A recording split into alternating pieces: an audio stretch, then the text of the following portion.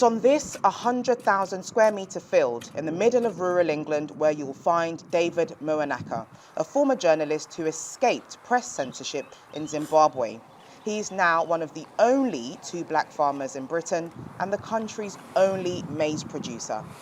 I never ever thought I would come to the United Kingdom and end up as a farmer in this country. I grew up eating white maize in Zimbabwe like most Zimbabweans. And when I came to the UK, it just wasn't available.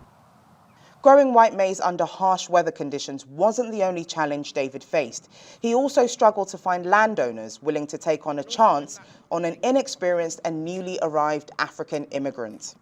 The first thing I did was going around knocking on farmers' doors, ask them if they had any bit of land to let so that I could start growing maize. I put an advert in one of the national newspapers that I was looking for land to grow white maize. After toiling for 6 years, David has been able to lay down some roots. He now grows his crops across 2 square kilometres of farmland in the UK and is the sole supplier of white maize to some of the country's biggest retailers, including Harrods. David feels the impact of his farming most here at the Moanaka store he opened himself. This diverse community, including the African diaspora and curious local shoppers, can buy fresh produce such as white maize and pumpkin leaves that go straight from the farm to table. People kind of go absolutely crazy for this as well. This is pumpkin leaves.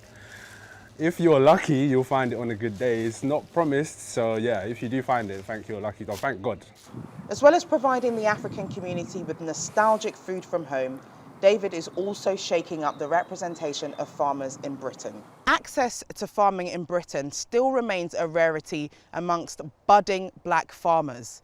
And agriculture is still one of the least diverse sectors across the country. And that's mainly due to its tough barriers to entry. Despite this, David has created a niche within a rigid industry and become an inspiration to other budding farmers and entrepreneurs. Lape Olarinoye, Africa Matters, London.